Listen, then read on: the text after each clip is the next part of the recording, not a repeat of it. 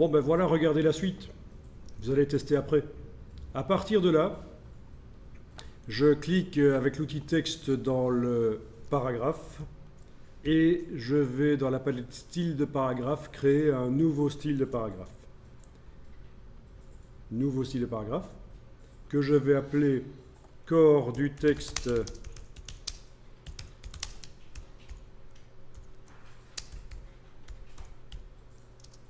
avec lettrine. Il est créé d'après corps du texte, c'est son parent. C'est parfait. Ceci va être l'enfant. OK. Et donc, sur le premier paragraphe ici, j'applique le style qu'il vient de créer, corps du texte avec lettrine.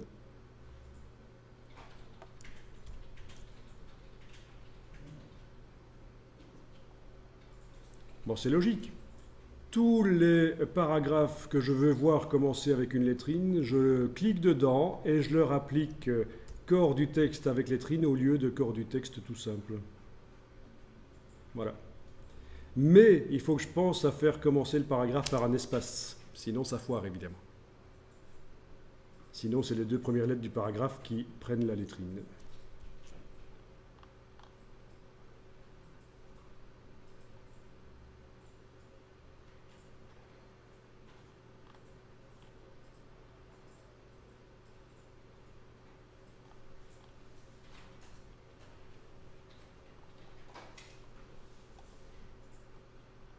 Ensuite, si je veux modifier le nombre de lignes sur laquelle la lettrine se met, ben je clique à côté de tout et je vais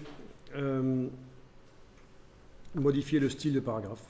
Donc regardez, vous allez tester après parce que c'est vrai qu'il faut... C'est un peu chipot, c'est du InDesign avancé. Il n'y a pas de problème.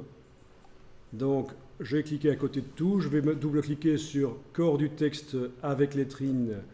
Je vais dans lettrine et style imbriqué et je vais modifier le nombre de lignes sur lesquelles elle s'étend, par exemple 3 au lieu de 4.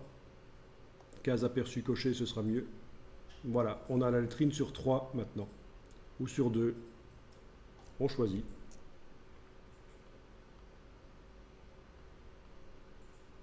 Ok, sur 3. Je veux modifier la dimension de la lettrine et la police. Je vais dans le style de caractère, lettrine pour corps du texte. Je vais changer la couleur. Ouais. Je vais changer le caractère, si je veux.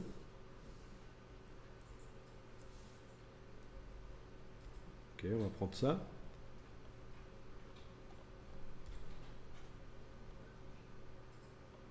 En bold. Ok. Je change la dimension du corps. Je veux changer la manière dont la lettrine sort du paragraphe. Je vais sur le style de caractère approche pour lettrine. Et dans format de caractère de base, je modifie l'approche.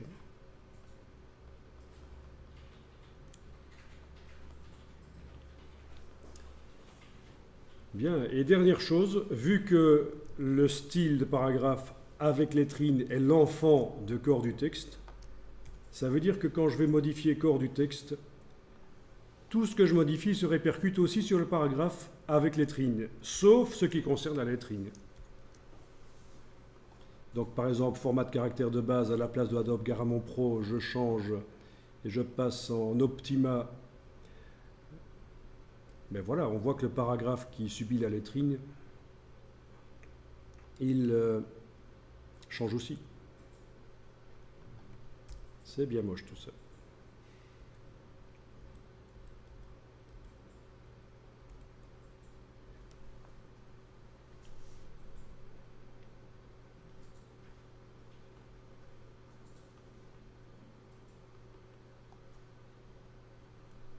Il y en a qui sont vraiment assez bien, assez peu adaptés à la lecture des polices de caractère.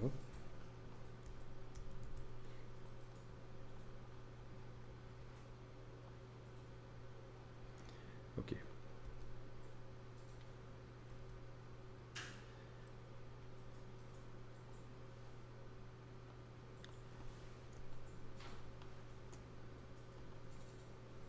Ben voilà, je pense que ça termine l'explication sur la lettrine. Euh, Améliorer le système de lettrine d'origine de InDesign par des petits hacks comme ça.